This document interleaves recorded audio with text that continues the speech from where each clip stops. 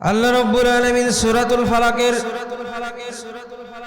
1 নম্বর আয়াতে আল্লাহ রাব্বুল আলামিন বলেন, কুল আউযু বিরাব্বিল ফালাক মিন শাররি মা খালাক ওয়া মিন শাররি গাসিকিন ইযা ওয়াকাব ওয়া মিন শাররিন নাফাসাতি ফিল উকাদ ومن شر حاسد إذا حسد।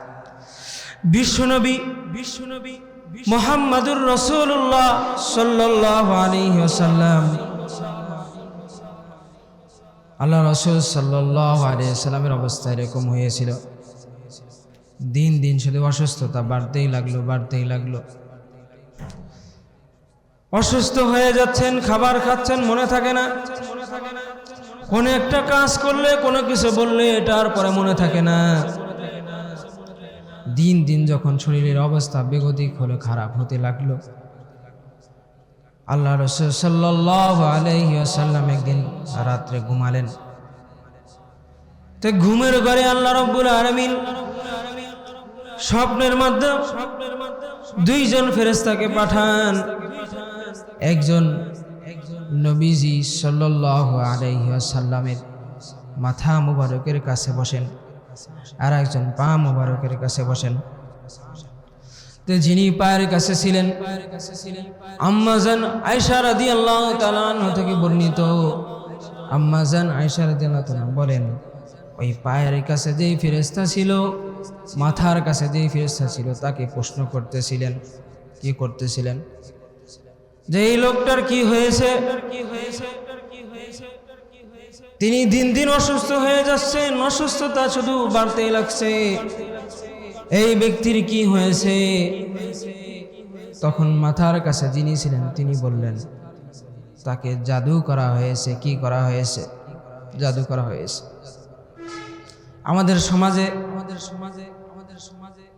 আসে না, কারো প্রতি কেউ যদি একটু ভালো, তার উন্নতি হচ্ছে, ডেভেলপ হচ্ছে, সে ভালো চলছে, এখন তাকে আর কেউ দেখতে পারে না, ঠিক কিনা? এখন সবাই চায় তাকে নিচে নামাইতে, এজন্য বিভিন্ন কৌশল করে, ফন্দি আটে, ষড়যন্ত্র করে তাকে কিভাবে নিচে নামা যায়, ঠিক কিনা? এটা আমাদের বাংলাদেশে আছে, এছাড়া আর কোথাও নাই এরকম। একজন ভালো চলছে, উপরে উঠতেছে, তাকে আরো সামনে আগানোর জন্য পরামর্শ দেই, কিন্তু এটা না করে, পরামর্শ না দিয়ে আমরা তাকে নিচে নামাইতে চাই, ঠিক কিনা? এটা শুধু বাংলাদেশে আছে। এই জন্য আল্লাহ রাসূল সাল্লাল্লাহু আলাইহি ওয়াসাল্লামকে কেউ ষড়যন্ত্র করছে, কিন্তু ষড়যন্ত্র করে তারা মুক্তি পায় নাই, রেহাই পায় নাই। আল্লাহ তাআলা তার ষড়যন্ত্রকে হটায় দিয়েছে। আম্মা জান আয়েশা রাদিয়াল্লাহু তাআলা থেকে বর্ণিত, এরপরে বলেন, আল্লাহ রাসূল সাল্লাল্লাহু আলাইহি ওয়াসাল্লামের পা মুবারকের কাছে যে ফেরেশতা ছিলেন, ওই ফেরেশতা আবার প্রশ্ন করতে লাগলেন, তাকে কে জাদু করেছে? তখন মাথার কাছে যিনি ছিলেন তিনি বলেন, তাকে জাদু করেছেন লাবিদ ইবনে আসাম। কে জাদু করেছেন? লাবিদ ইবনে আসাম।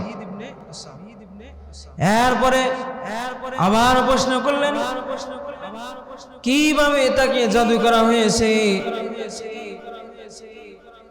তাফসীরে মারুফুল কোরআনে আসছে, একটা চিরুনিতে করে 11টা গির দিয়ে আল্লাহ রাসূল সাল্লাল্লাহু আলাইহি ওয়াসাল্লামকে জাদু করা হয়েছে।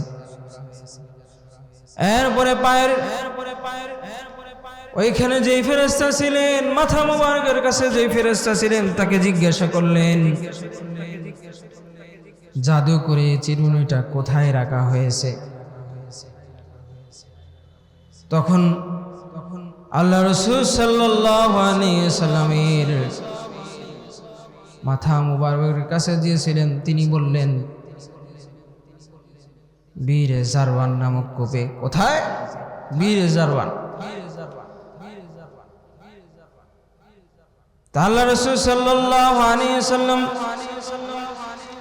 এরপরে বললেন এটা মুক্তি পাওয়ার উপায় কি? তা আল্লাহ রাব্বুল আলামিন আল্লাহ রাসূল সাল্লাল্লাহু আলাইহি ওয়াসাল্লামের জাদু থেকে মুক্তি দেওয়ার জন্য আল্লাহ রাব্বুল আলামিন সূরাতুল ফালাক, সূরাতুন নাস এর অপর নাম বলেছিলাম মুআউযিজাতাইন। আল্লাহ রাব্বুল আলামিন এই দুটা সূরা নাজিল করলেন। নাজিল করে বিশ্বনবী মুহাম্মদুর রাসূলুল্লাহ সাল্লাল্লাহু আলাইহি ওয়াসাল্লামকে তার উপরে যে কালো জাদু করা হয়েছিল এই জাদু থেকে আল্লাহ রাব্বুল আলামিন তাকে মুক্তি দিয়েছেন, রেহাই দিয়েছেন।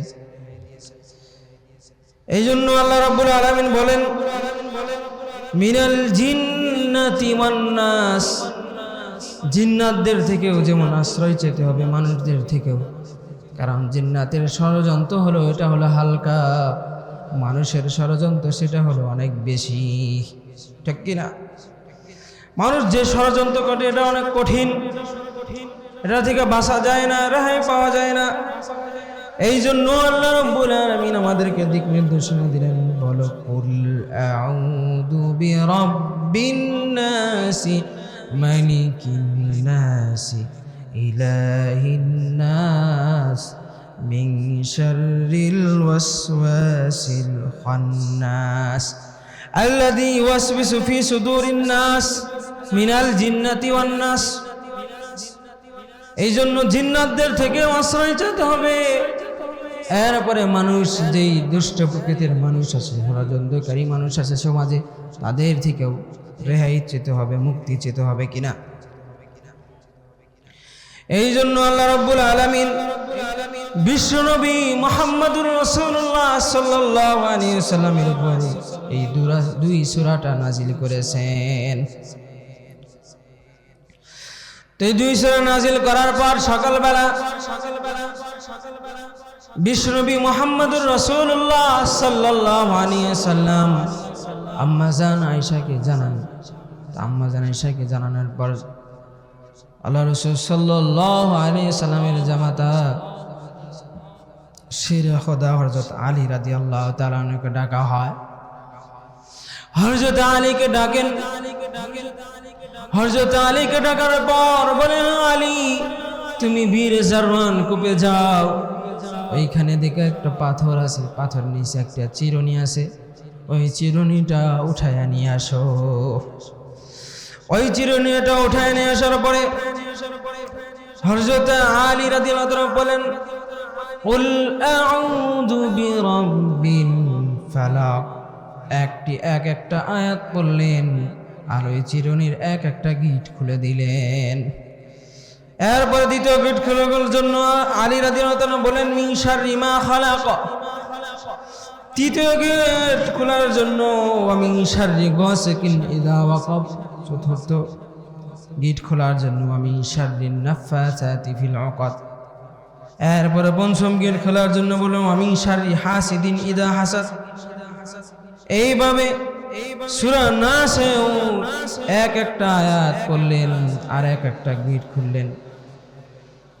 তে আয়াতগুলা পাঠ করার সাথে সাথে, গিট খোলার সাথে সাথে আল্লাহ রাসূল সাল্লাল্লাহু আলাইহি ওয়াসাল্লাম মুহূর্তের মধ্যে ভালো হয়ে গেলেন, সুস্থ হয়ে গেলেন। সুবহানাল্লাহ। এই জন্য এই দুইটা সূরা আল্লাহ রাব্বুল আলামিন আমাদেরকে কি কি থেকে আশ্রয় চেতে বলেছেন জানার দরকার আছে না নাই? জানার দরকার আছে। আল্লাহ রাব্বুল আলামিন বলেন, কুল আউযু বিরাব্বিল ফালাক। হে নবী আপনি বলে দেন, আপনি বলুন আমি প্রভাতের রবের কাছে আশ্রয় চাচ্ছি। মিন শাররি মা খালাক, এবং তার যা কিছু সৃষ্টি করেছেন তার অনিষ্ট থেকে আমি আশ্রয় চাচ্ছি। ওয়া মিন শাররি গাসিকিন ইযা ওয়াকাব।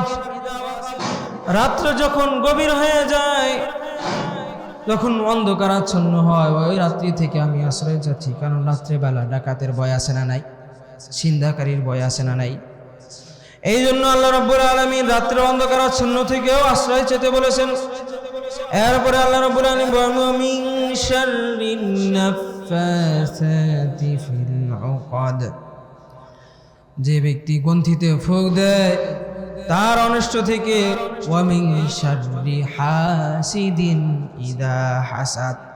হিংসুকের হিংসা থেকে, অনিষ্ট থেকে যখন সে হিংসা করে, কারণ মানুষ যখন কারোর উপরে হিংসা করে তখন সে ষড়যন্ত্র করিয়া তার সব কিছু ধ্বংস করার জন্য উঠে পড়া লাগে। এরপরে সূরা নাসে আল্লাহ রাব্বুল আলামিন বলেন, কুল আউযু বিরাব্বিন নাস। ও পয়গম্বর, আপনি বলেন আমি মানুষের প্রতিপালকের কাছে আশ্রয় চাচ্ছি, মালিকিন নাস, মানুষের মালিকের থেকে, রবের থেকে, ইলাহিন নাস, মানুষের ইলাহ থেকে, মিন শাররিল ওয়াসওয়াসিল খান্নাস,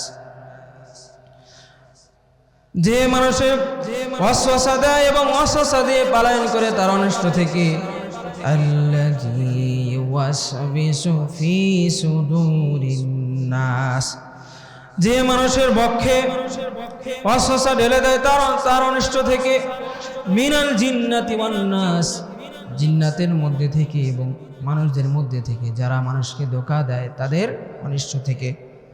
কারণ জিন্নাতের অনিষ্ট থেকে যেমন আশ্রয় চেতে হবে, মানুষের অনিষ্ট থেকে আশ্রয় চাওয়ার দরকার আছে না নাই?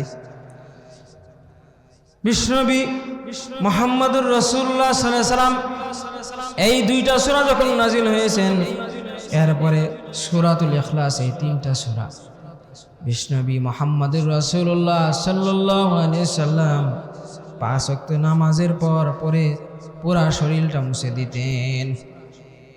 এই জন্য যে ব্যক্তি সূরাতুল ফালাক, সূরা ইখলাস পড়ে, নামাজ পড়ে, সালাত আদায় করে পড়ে, এই তিনটা সূরা পড়ে যে নিজের শরীরে যার ফুঁক দিবে, আল্লাহ রাব্বুল আলামিন তাকে মানুষের যত ষড়যন্ত্র আছে, অনিষ্ট আছে, জাদু আছে, কালো জাদু আছে, সব থেকে আল্লাহ রাব্বুল আলামিন হেফাজত করবেন। এই জন্য আমাদের সকলের উচিত যে এই সূরাগুলো একদম ছোট ছোট আমরা নামাজে পড়ি। এই জন্য নামাজ পড়ে আমরা মসজিদ থেকে বের না হয়ে এই সূরাটা, সূরা ফালাক, নাস, ইখলাসের আমল করার চেষ্টা করি।